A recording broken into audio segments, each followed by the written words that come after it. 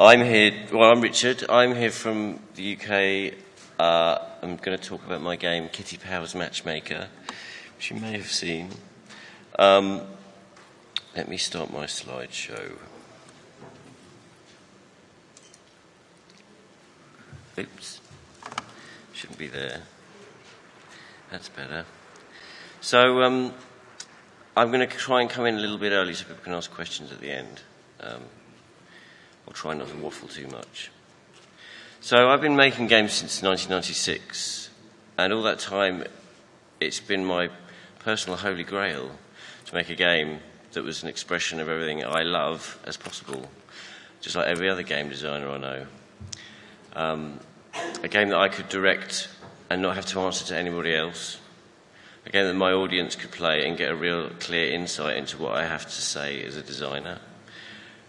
And something unique that might add a new colour to the rainbow of video games. A couple of years ago I finally found myself with the chance to make that dream happen. I left a well-paid job in AAA games after 10 years with enough cash to start something up. And a friend and now ex-colleague had recommended a graduate programmer to me who was very keen to get into the games industry. I've seen success and failures, so I was conservative in my approach to this new venture. So I got a contract job at Media Molecule, working on the fabulous Tearaway, that contractually allowed me the freedom to work on my own projects without the fear of the dreaded conflict of interest clause. Working during the day gave me enough income to pay a full-time fledgling programmer and myself, enough to save for other contractors later on, like audio designers and artists and those kind of people, and enough security to not have to worry about anything other than making a good game, which is kind of what you want, really. So I challenged myself to go against the grain of death, destruction and zombies that you tend to find in most games.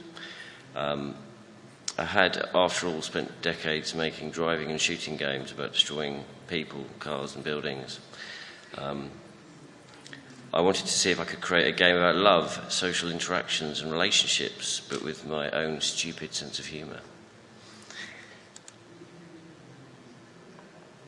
And there is no better way to represent my stupid sense of humour than my alter ego, Kitty Powers. You can see there. I'd been doing drag in my spare time for about 5 years, and I wanted an opportunity to take it to the next level, so I decided to put her in the game, but I wanted to make her presence meaningful. What kind of game did I think Kitty would fit well into? What I needed was a brief. No, not that kind of brief, Kitty. A kind of checklist of all the things I wanted it to be. So I didn't want any violence or destruction, but love and baby making. Procedural systems, because I love them. Procedural characters with real humanity that would feel like they'd been designed rather than randomly generated. People that you would want to help and not shoot in the face. I wanted a very English sense of humour, because that's what I know best. Despite the pressure to Americanise it, my argument against that being that the best British comedy, such as Monty Python and Ab Fab, etc., didn't need to be Americanised for people to get it. And I wanted it to be a premium product with no in-app purchases like The Room, which is also made in Guildford. So after all that, it seemed pretty clear to me we'd make a dating agency simulator with Kitty Powers as your host. It would be so easy. We'd just make a game similar to Guess Who, but without the demonic children, but where you're matching procedural clients with potential dates and then seeing how it all panned out in excruciating detail. And Kitty Powers would be your boss, on hand to be sarcastic and saucy at every opportunity. It would be easy and sell millions, or so we thought. So before we get into some detail, here's the launch trailer of the game to give you a taste of the flavour. OMG, put your hands together for Miss Kitty Powers! Ooh, hello kittens. I'm Kitty Powers, matchmaker extraordinaire. As we all know, the path to true love is long and hard, which is why I created my new dating simulator, Kitty Powers Matchmaker. Well, I never. I've got a little black book full of lonely hearts. And it's your job to find them love.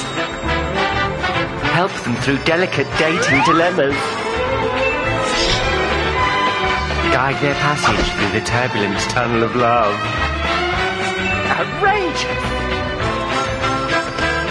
Hello Kitty Powers Dating Agency. You can even matchmake your mates and send them on dates. Will they end up in the penthouse of passion or the dustbin of broken dreams? Sounds scary, doesn't it?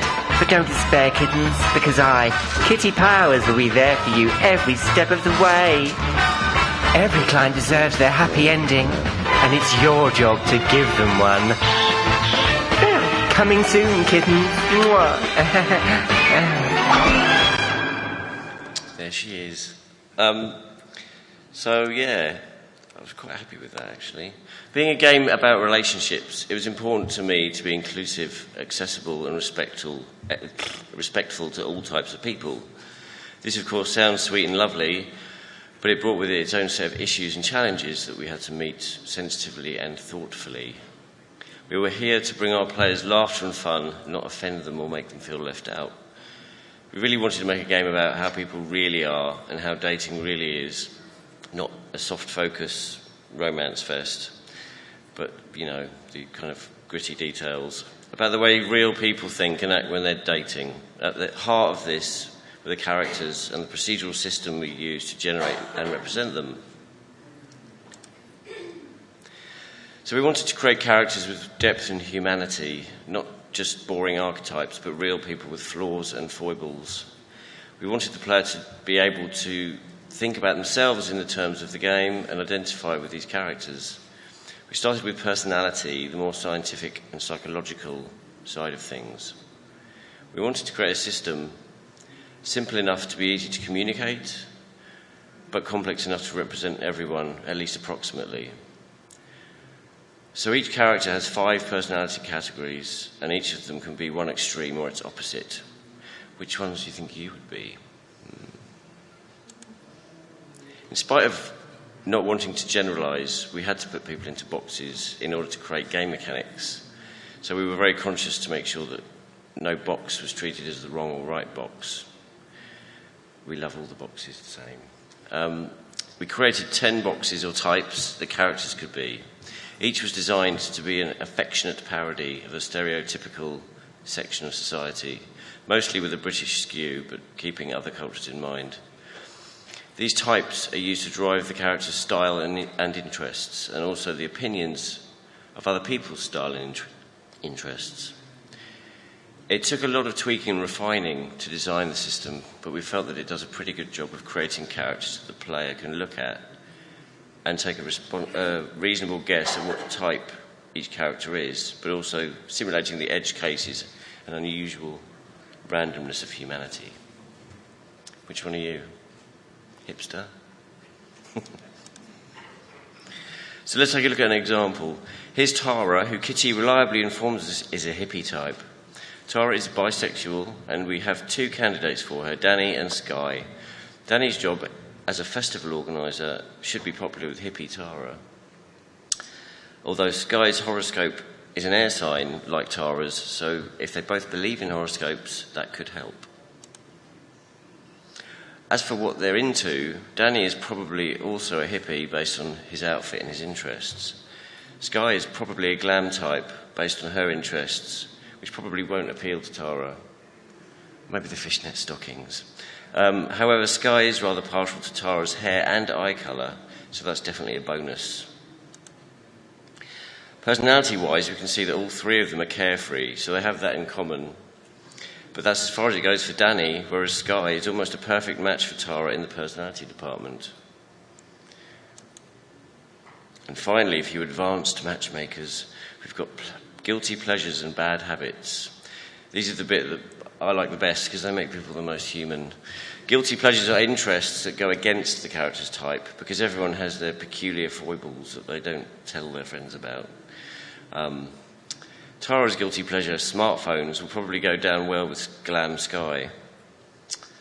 And Sky's guilty pleasure, paganism, is likely to be popular with hippie Tara. However, Danny's not likely to be a match in that department because his guilty pleasure is casual video games. So it looks like Danny or Sky could be a match for Tara if you chose to talk about the right things on the date. But remember not to ask about guilty pleasures or bad habits on a first date because they're a bit personal. It might upset them. Which brings us to the dating part of the game. In addition to the characters being somewhat realistic, the dates had to feel authentic too. We were keen to evoke the feelings and thoughts that people have when going on a date with someone new. So we mined all the usual dilemmas that people have to face when they're on a date. What should I wear? What should I talk about? Can I tell a white lie? Can I let a fart go? Can I remember their name?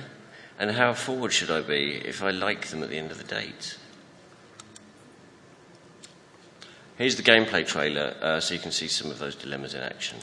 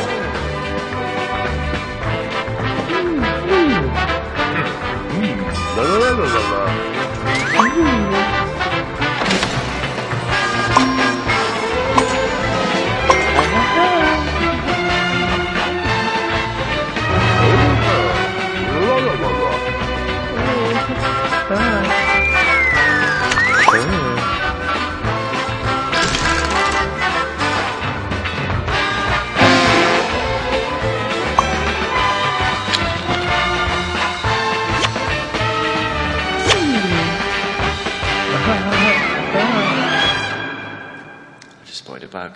I think it's been fixed actually already. So trying to do comedy in a replayable game also presented us with some unique challenges. We had to create a significant amount of imagery to do Kitty justice so that she could have enough of a presence in the game. We ended up doing 2 photo shoots and a video shoot in order to generate all of the assets. We bought a green screen backdrop from eBay and shot the first lot of images in my brother's garage. Later we did reshoots because we decided Kitty's look needed an upgrade. She wasn't very happy when I told her. And we also needed to shoot the trailer so that the two would be consistent. Both of these later shoots took place in Media Molecule's kitchen because it was the only place big enough. That's funny. We also had to be careful about our age rating. Most drag comedy could be considered adult. So we sailed as close to the wind as we could for a 12+ rating. Some of the restaurant names were among our saucier moments. I think the King's Helmet is my favourite. Repetition is the killer of comedy, so wherever possible we used procedural systems to create variety. One source of inspiration was those random name generators you see on Facebook. We took a similar approach with our customer and town names. We mined the internet for lots of popular and unpopular first names. For the surnames and town names, we analysed hundreds of typically British names and then chopped them into first and second halves, which could be mixed and matched randomly.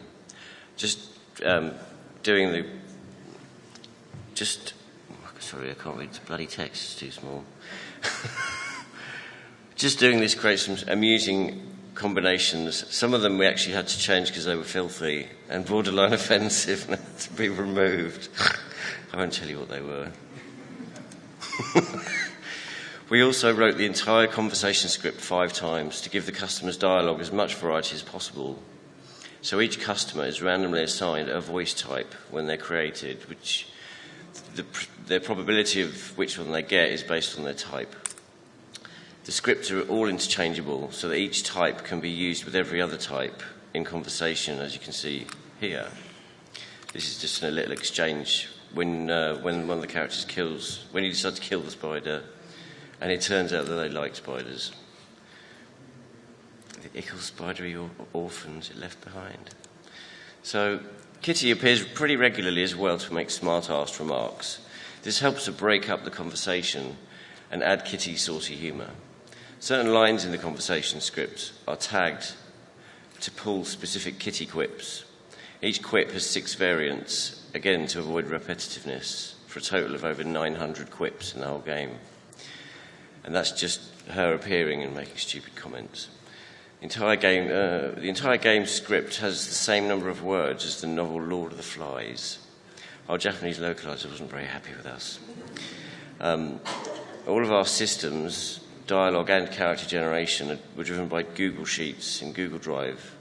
So we hooked up a special scene in Unity to download the latest spreadsheets when we just had to press a button, and it would rewrite all the text files that drove the game, which was really useful because we were working remotely because we don't have an office. It worked wonderfully as it meant we could work collaboratively at the same time on the same documents.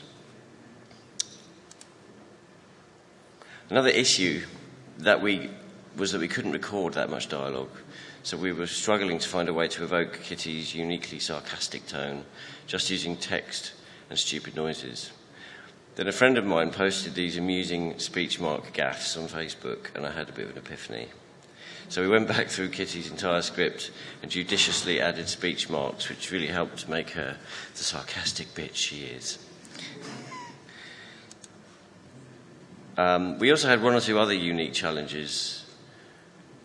So managing 2 identities is actually harder than it sounds. So doing interviews is easier as me, because I can kind of talk about serious stuff. Kitty swears a lot and likes to piss about.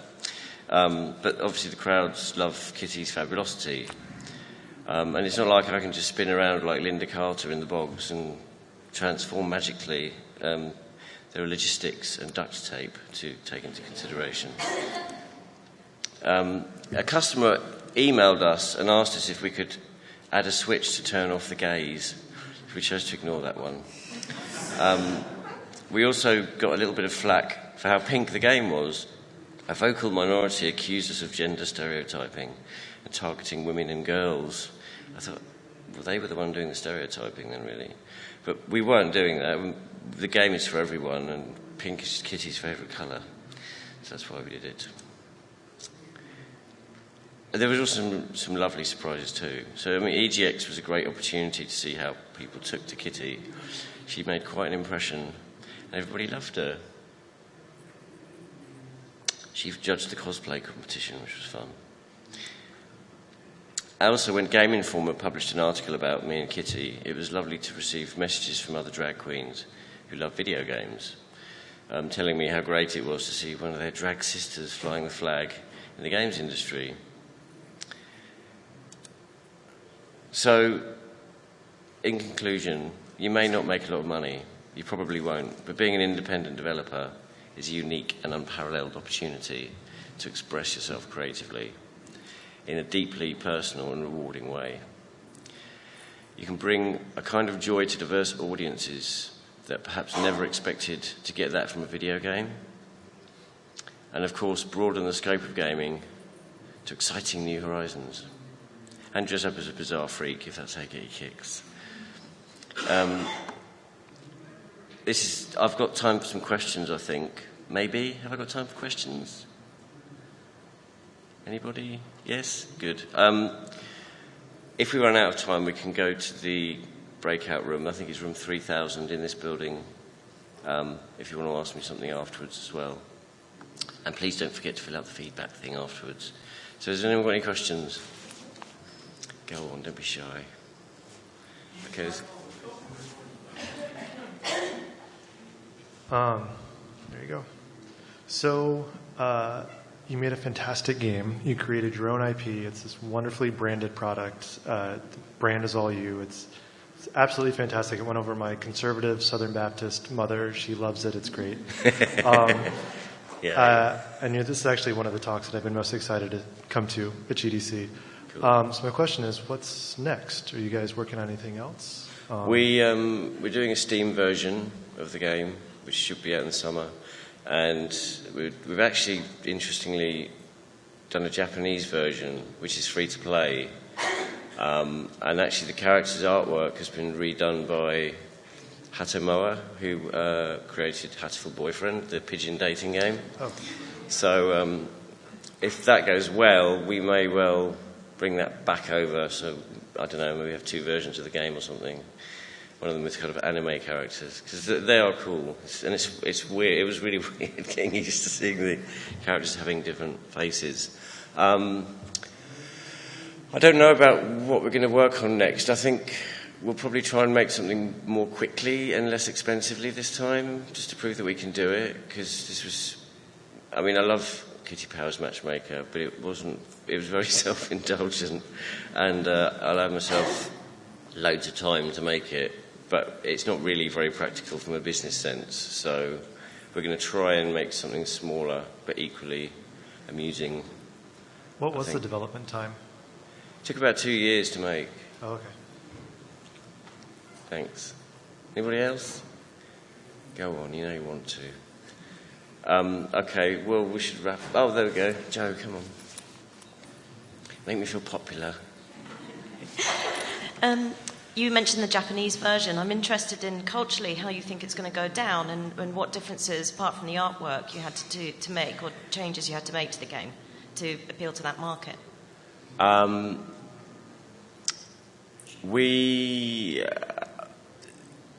The Japanese publisher, Chorus, who are publishing it, and they've organised the translation.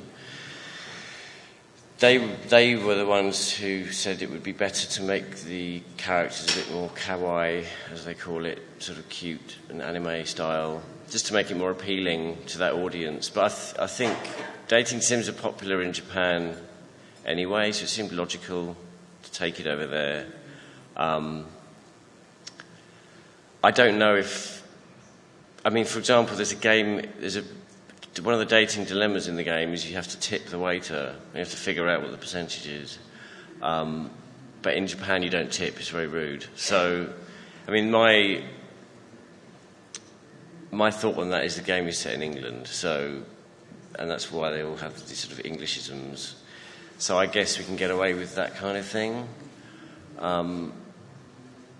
Because I was keen not to change it too much. And luckily, what I did was when I was designing the game, I wanted to make the decision about free-to-play quite late, because I didn't really know what the game was going to be, what final form it was going to take when I started it. We built like 3 versions of it before it was any good.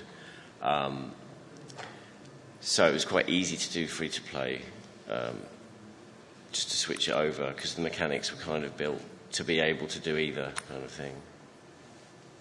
Is that all right? Anybody else?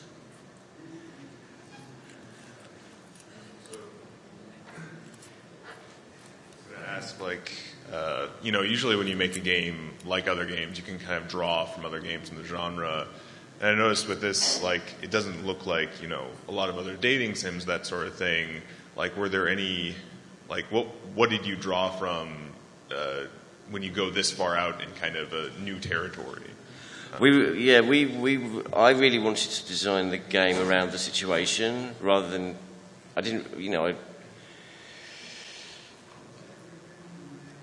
to create we drew, it's a tough one, that one, actually, because we really did design the game from scratch without really any reference at all, because we really wanted the mechanics to support the feeling that we wanted to kind of conjure up in the player kind of thing.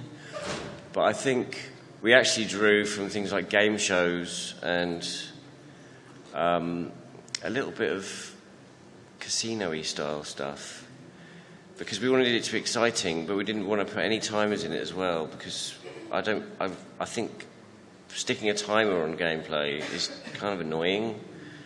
Most people don't like it. And also when you're playing a game, quite a casual game like this, you want to be able to play it with one eye and sort of while you're doing something else, almost, kind of thing, like if you're on the bus or something. And you want to be able to just put it down and go and make a cup of tea and come back again and not find that your game's buggered up because you've run out of time or something. There is a pause button. But you know what I mean. We wanted to make it super accessible. So, yeah, I hope that answered your question properly. I think we've got to wrap up now, but I'm going to go down to room 3000 if you want to ask me something there. Thank you very much for listening.